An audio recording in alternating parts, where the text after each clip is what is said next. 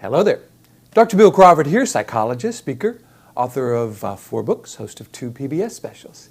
Here today to give you another tip on how to help you create the life you want. Bring more clarity, confidence, creativity to everything you do. Today I want to talk about the subject of sleep. I've decided to do this video because every time I do a seminar and I tell people, oh, by the way, I do have a model that's going to show you how to go back to sleep when you wake up in the middle of the night. People go, oh my goodness, yeah, how do I do that? And that seems to be a really big deal. So I thought I'd create this video for you, give you everything I know about sleep. The first thing we need to understand about sleep is it's not somewhere we go, it's something we fall into. The idea is to fall asleep. You go to the store, you can even go to bed, but you can't really go to sleep. It's not a place you go. So you want to get that idea of, I'm trying to go to sleep, out of your mind, and think about the concept of falling asleep. Another thing we need to understand is that sleep is just a chemical change in our body. Melatonin is mostly the chemical.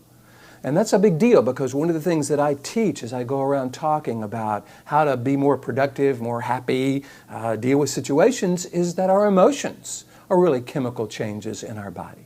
The stress, the frustration, the anxiety, the resentment, the anger, that's all about adrenaline, noradrenaline, and cortisol.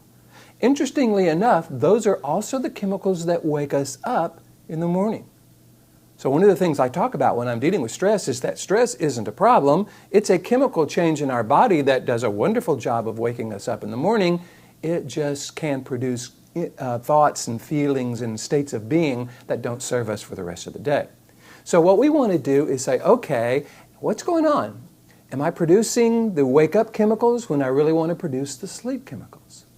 So let's assume we go to sleep, we fall asleep, and we wake up. And generally when we wake up, we're worried about something. Either something we didn't do the day before, something we've got to do the next day. We're worried about something. And worry produces adrenaline, noradrenaline, and cortisol, the wake-up chemicals. So we're laying there trying to go to sleep by producing chemicals that are designed to wake us up. That's why that doesn't work. And we'll do that for a while, and pretty soon it'll be an hour or 2 hours, and then we'll go, oh my God, I got to get up in 2 or 3 hours. Now we start to worry about the fact that we haven't gone to sleep. Worry will always produce adrenaline, noradrenaline, and cortisol. So what we want to do is trigger the production of melatonin. And that trigger is a really important component. I don't know if you remember the story of Pavlov's dogs. You know, they rang a bell, they fed them. They rang the bell, they fed the dogs. They rang the bell, the dogs started to salivate because the bell had become a trigger.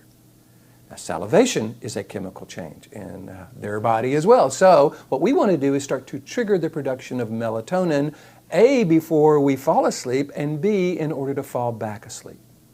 So one of the things I always encourage people to do, you've heard this before, but it's really important, is to go to sleep about the same time every night.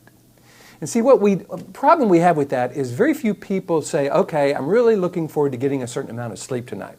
We talk about having to go to sleep and having to wake up, implying that we really don't want to go to sleep and we really don't want to wake up. So that automatically puts us in a struggle. We have to do it. I don't really want to do it. I feel resentful about doing it. Adrenaline, noradrenaline, and cortisol. So here's what I suggest you do. Decide how many hours of sleep you want. How many hours of sleep would you recommend to someone you love? Then look at what time you want to get up in the morning in order to have an unhurried morning experience. Count back the number of hours you want to sleep, and that's the time you want to go to sleep. Now, this is changing a lot of patterns, but patterns are huge in this concept of falling asleep and even falling back to sleep. Also, one of the things I encourage you to do is to, and you heard this before too, stop looking at your phone or your computer or watching TV about 20 to 30 minutes before you go to sleep. Because if you're looking at your computer, it produces kind of a white light that mimics daylight. That produces adrenaline, noradrenaline, and cortisol, the wake-up chemicals. If you're watching TV and it's cutting between one scene and another really quickly, like TV has a tendency to do these days, your brain is having to keep up with that. Plus, if you're watching some sort of very intense thing on TV, you're likely to dream about that, and you may not want, all of those things, the problematic shows that you watch or the intense shows that you watch becoming part of your dreams. So what I encourage you to do is about 20 to 30 minutes before you go to sleep, you want to start a routine that is designed to tell your body, start to trigger the production of melatonin.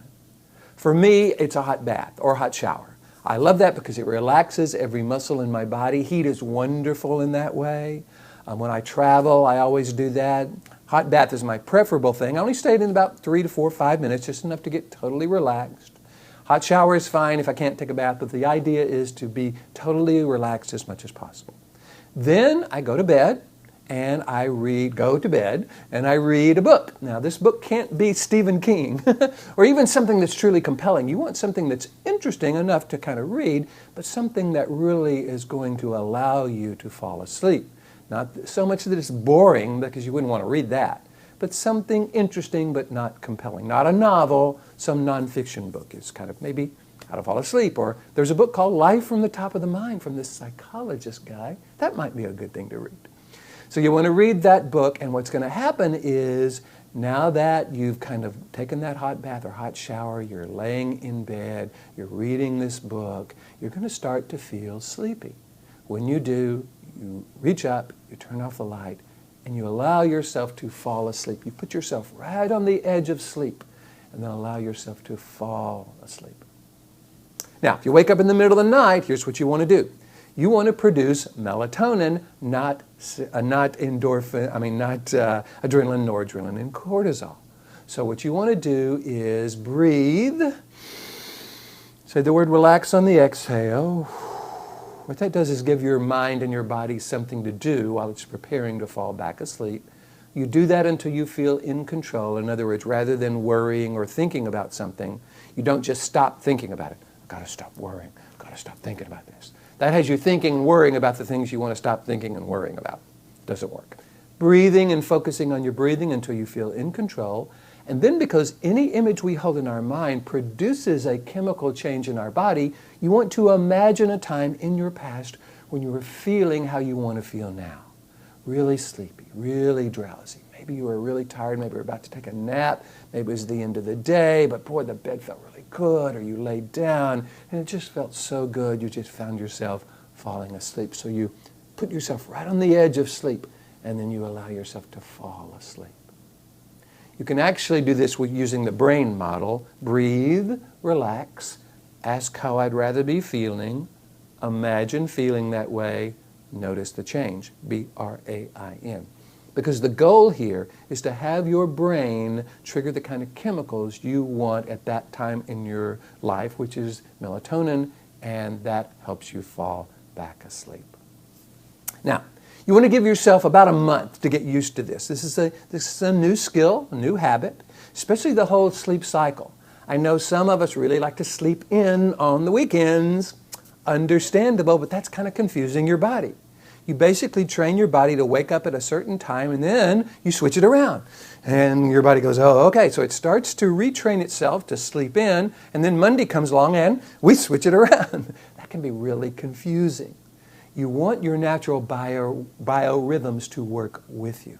So I'm going to encourage you, if sleep is really important to you, to begin to go to sleep about the same time and wake up about the same time every day, regardless of the day. That gives you a lot of productive time in the morning, on the weekend, to get things done if you want, but it also allows your body to begin to create a certain biorhythm, a certain natural way of thinking about the time of day and triggering you going to sleep, you falling to sleep. I hope this has been valuable. A lot of people tell me this really, really helps. So give it a shot. Give yourself about a month to practice it. If you have questions about this, you can email me. You can go to my website, hit the contact button, email me. I'd be happy to give you my thoughts about this. The website is billcrawfordphd.com, or you can just Google Bill Crawford, Ph.D., and I'll come up on the first page. If you want me to come do a presentation on how to help you change the chemical makeup of your body, how to access your best, your clarity, your confidence, your creativity, regardless of the situation or those within your organization, let me know. Go to the website, hit the contact button, let me know what you're interested in, and I would love to help you. In the meantime, here's to you, bringing more clarity, confidence, creativity to everything you do, and I look forward to seeing you in the next video.